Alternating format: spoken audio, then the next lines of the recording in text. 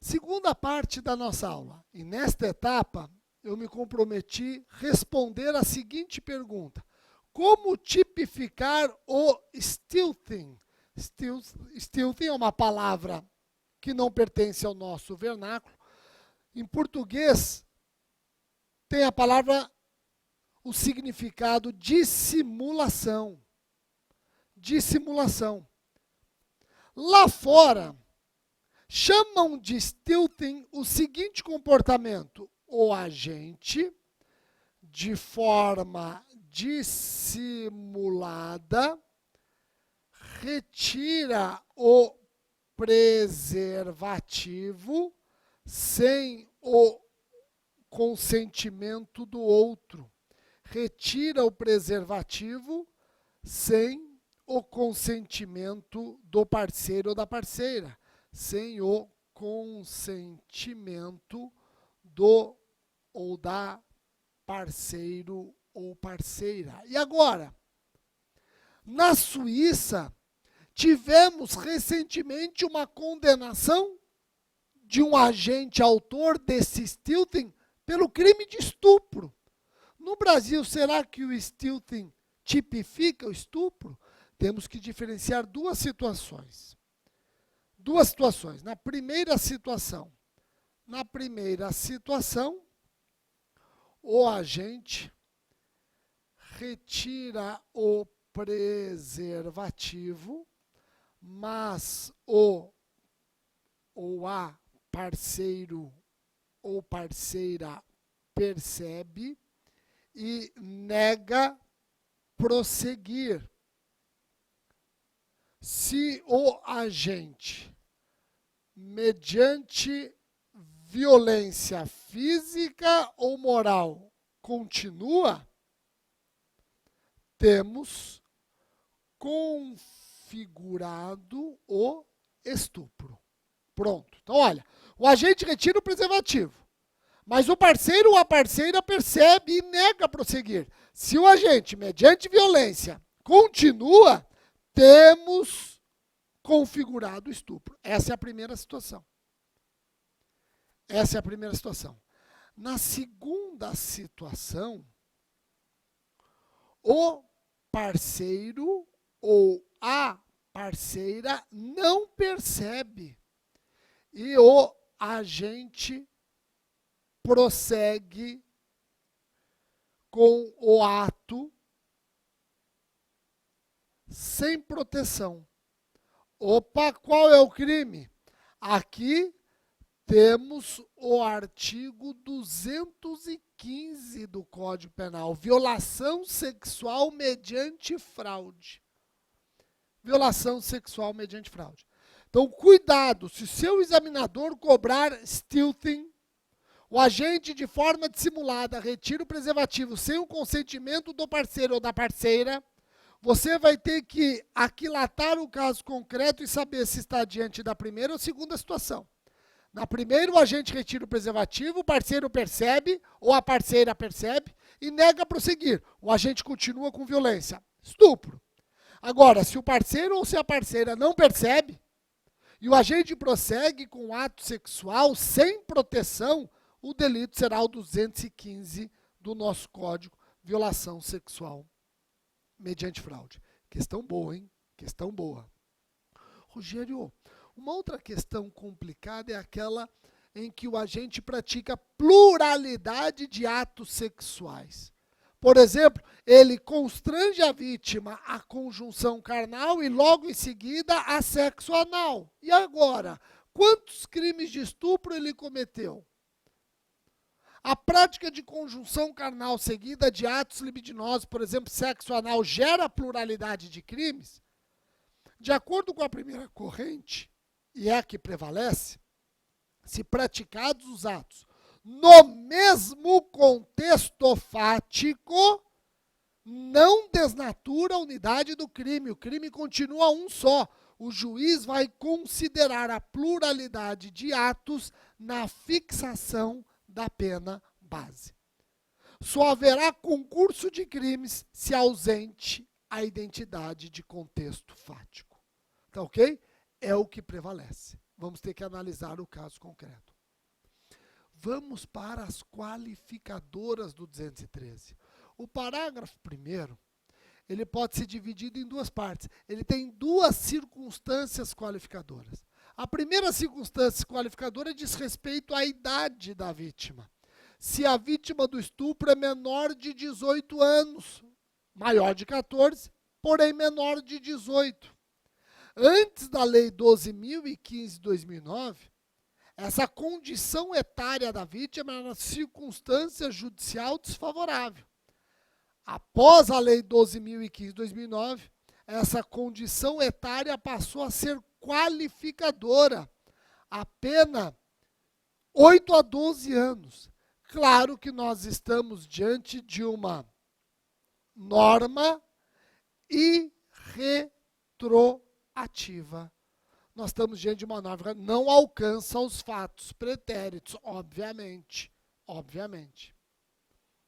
O agente tem que saber que age contra a vítima menor de 18 anos, sob pena de responsabilidade penal objetiva. Ele não precisa saber a idade exata da vítima, mas tem que ter consciência de que age contra a vítima menor de 18 anos, para evitar, repito e insisto, responsabilidade penal objetiva.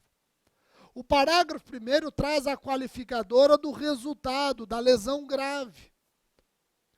Antes da Lei 12.015 de 2009, a qualificadora tinha a seguinte redação: se da violência resultava lesão grave. Aqui, ó, não abrangia grave ameaça.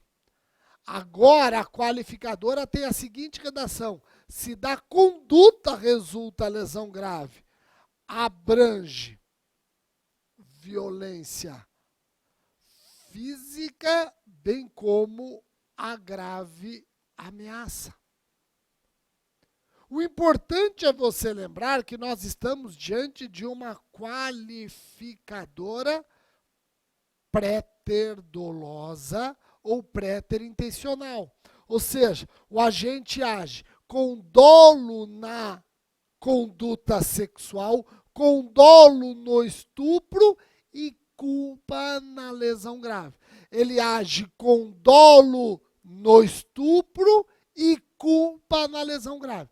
Se ele age com dolo no estupro, quer ou aceita a lesão grave na vítima, não vamos aplicar a qualificadora. Ele vai responder pelo estupro em concurso com o delito do 129, parágrafos 1º e 2º, lesão grave.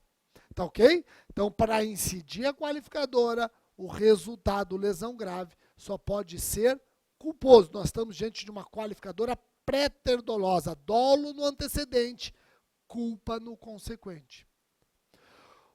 O último parágrafo do 213, o parágrafo 2º, traz a qualificadora do resultado morte. Qualificadora do resultado morte. Se da conduta resulta a morte.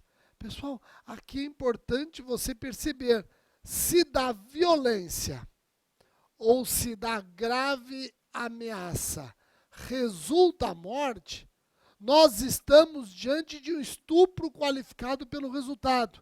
E a qualificadora também é pré-ter-dolosa. A qualificadora do parágrafo 2º também é pré-ter-dolosa.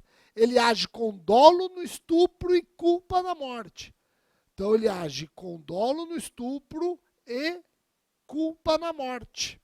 Se ele quer ou aceita matar a vítima, esqueça a qualificadora. Ele vai responder pelo delito de estupro em concurso com homicídio. E aí os dois crimes vão a júri popular. O crime doloso contra a vítima e o crime conexo. É só você lembrar do caso Maníaco do Parque aqui em São Paulo. O maníaco do parque, ele estuprava e matava as vítimas. Claro que ele não respondeu por estupro qualificado pela morte, porque as mortes não eram culposas. Ele queria ou aceitava matar as suas vítimas. Ele foi processado por estupro em concurso com homicídio. E quem julgou os dois crimes foi o júri popular. Tá ok? Pessoal, nós terminamos o crime de estupro, o artigo 213 do Código Penal. Um crime hediondo, sofrendo os consectários da Lei 8.072/90. Agora, eu quero estudar com vocês o artigo 215, letra A. Um dos mais novos crimes sexuais do título 6 da parte especial do nosso Código. A importunação sexual. Praticar contra alguém e sem a sua anuência. Ato libidinoso com o objetivo de satisfazer a própria lascívia ou de terceiro. A pena é de reclusão de 1 a 5 anos se o ato não constitui crime mais grave.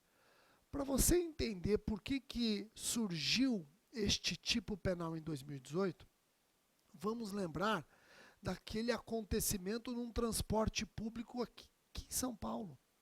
Um sujeito no transporte público ejaculou no pescoço de uma passageira.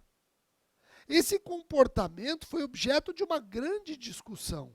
Para uma primeira corrente, deveria ser tipificado como estupro. Mas eu te pergunto, ele empregou violência ou grave ameaça? Como que eu vou tipificar como estupro se não há violência, se não há grave ameaça, se não há constrangimento mediante violência ou grave ameaça? Então, aqueles que defenderam o estupro, na minha opinião, erraram, cometeram um excesso. Uma segunda corrente falava, não pode ser estupro, isso é uma mera contravenção penal de importunação ofensiva ao pudor. Talvez essa segunda corrente tivesse certa. Uma importunação ofensiva ao pudor, contravenção penal, fração de menor potencial ofensivo. Por mais que essa segunda corrente estivesse correta, ficava evidente a proteção insuficiente ou deficiente do Estado. Eu não podia ter nem 8 nem 80. Esse fato não podia configurar estupro porque é um excesso, nem importunação ofensiva ao pudor, contravenção penal, porque é uma proteção deficiente. Eu precisava de um tipo penal que ficasse no meio termo, nem estupro, nem contravenção. E foi exatamente isso que pensou o legislador, criando o artigo 215-A. Repito, praticar contra alguém e sem a sua anuência, ato libidinoso com o objetivo de satisfazer a própria lascívia ou a de terceiro. Olha a pena, reclusão de 1 a 5 anos se o ato não constitui crime mais grave. E mais, o artigo 215-A, essa lei revoga a contravenção penal da importunação ofensiva ao pudor. Então vejam que em virtude da inserção deste tipo penal, a Lei 13.718 de 2018 revoga a contravenção penal do artigo 61 da Lei das Contravenções, importunação ofensiva ao pudor. Tá ok? Joia? Rogério, quem são os sujeitos? Quem pode praticar o crime do artigo 215, letra A? O tipo penal, ele exige qualidade ou condição especial do sujeito ativo? Não. Olha que interessante, nós estamos diante de um crime comum. Pode ser praticado por qualquer pessoa. O tipo penal também não exige qualidade especial da vítima. O crime é comum não apenas no sujeito ativo, como também no sujeito passivo. Qualquer pessoa pode praticar e qualquer pessoa pode ser vítima. Eu só peço para você tomar cuidado com o artigo 218, letra A. Por quê, Rogério? Porque praticar na presença de alguém menor de 14 anos, ato de libidinagem, a fim de satisfazer a própria lascívia de terceiro, pode configurar o crime do 218-A, punido com reclusão de 2 a 4 anos. Então, cuidado com o crime do artigo 218, letra A. Cuidado. Tá ok? Qual a conduta punida no 215-A? Preste atenção na conduta para não confundir este delito com outros. O artigo 215-A pune praticar ato libidinoso, isto é, ação atentória ao pudor, com o propósito lascivo ou luxurioso. Então vejam que o tipo exige que o ato libidinoso seja praticado contra alguém. Pressupõe uma pessoa específica a quem deve se dirigir o ato de autossatisfação. De autossatisfação. Compreenderam? Rogério, espera um pouquinho. Isso é muito importante para eu não confundir este crime com o delito de ato obsceno. Perfeito. Se você lembrar que o 215A pune praticar contra alguém, ou seja, tem que ter uma pessoa específica a quem se dirige o ato de autossatisfação, você nunca vai confundir o 215A com o delito de ato obsceno. Vamos imaginar que chega até você a seguinte notícia. Fulano foi preso porque estava numa praça se masturbando. Espera um pouquinho. Ele estava na praça se masturbando? Isso é ato obsceno. Agora, se chega até você, fulano foi preso porque numa praça masturbando, ele ejaculou em alguém, masturbou perseguindo alguém. Opa, ele pratica o ato de libidinagem visando pessoa certa e determinada. Isso é o 215A. Foi contra alguém. Percebeu? Percebam também que nós estamos diante de um crime norteado pela subsidiariedade expressa. Olha só o que diz o preceito secundário. O crime é punido com 1 a 5 anos se o ato não constitui crime mais grave. Estamos diante de uma subsidiariedade expressa. Rogério, isso é importante? Importantíssimo. Até para demonstrar que se o agente aplicar nesse comportamento violência ou grave ameaça, o crime não será do 215A, é o crime de estupro. Então vejam que o preceito secundário contém subsidiariedade expressa, aplicam-se a pena da importunação sexual se a conduta não caracteriza crime mais grave. Por isso, a falta de anuência da vítima não pode consistir em nenhuma forma de constrangimento, aqui compreendido no sentido próprio que lhe confere o tipo de estupro. Se o não consentimento da vítima estiver atrelado a um constrangimento cometido pelo agente com violência ou grave ameaça, esqueça o 215A. Eu tenho o delito de estupro. O crime do 215A é punido a título de dolo, consistente na vontade consciente de praticar o ato libidinoso contra alguém. E o tipo aqui sim exige uma finalidade específica. O agente tem o fim de satisfazer sua lascívia. Aqui o tipo tem uma finalidade específica, a satisfação da lascívia. E quando que se consuma? Consuma-se com a prática do ato de libidinagem. Consuma-se com a prática do ato de libidinagem. Eu só faço uma pergunta, cabe tentativa? Em tese, cabe. Agora, então, teoricamente a tentativa é possível, a prática é que vai tornar a tentativa improvável. Porque se o agente inicia a execução de qualquer ato libidinoso, fica muito difícil você não reconhecer a consumação. Então, teoricamente, o crime é plurissubsistente, admite fracionamento da execução. Na prática, que vai ser muito difícil você imaginar uma tentativa. Nós vamos fazer mais um intervalo e eu volto com o artigo 216, letra B, acrescentada ao título 6, também no ano de 2018.